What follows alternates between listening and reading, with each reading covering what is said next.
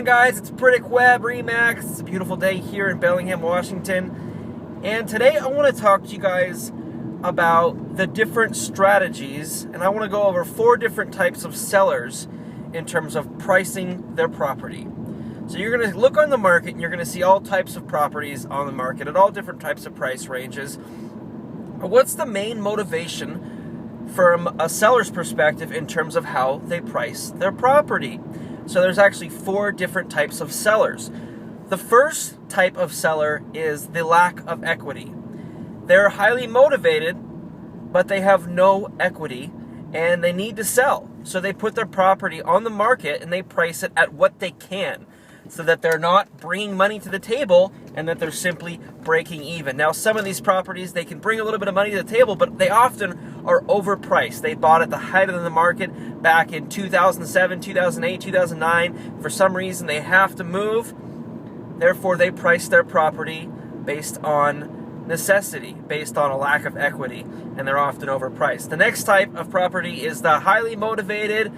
They're desperate to sell. So what's most important to them is selling in a quicker time frame as opposed to the most amount of money. They are the ones who will just dump their property and get rid of it as quickly as possible.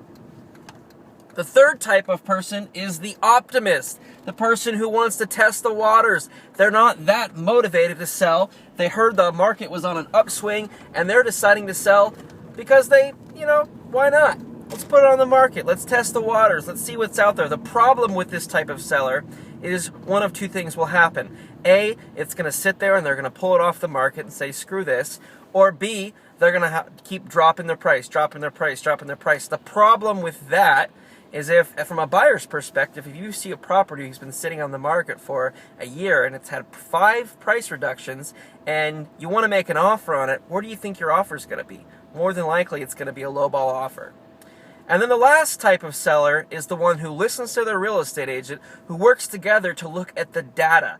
They're motivated, but they also want to get the highest price and they want to sell in a timely manner, and they use the data, what the market has shown them, what's currently active in terms of competition, what's currently under contract, and most importantly, what has sold in their price range, what comparable properties have sold and how long it's taken them to sell, so they can price their property accordingly to what the market is showing them. So those are the 4 different types of sellers in terms of how they price their properties. Now, I don't know where you would stand in that, but it's one of those things where you really have to look at, do you want to sell your property in a minute? Do you want to sell your property in 180 days? Do you want to not really sell your property at all?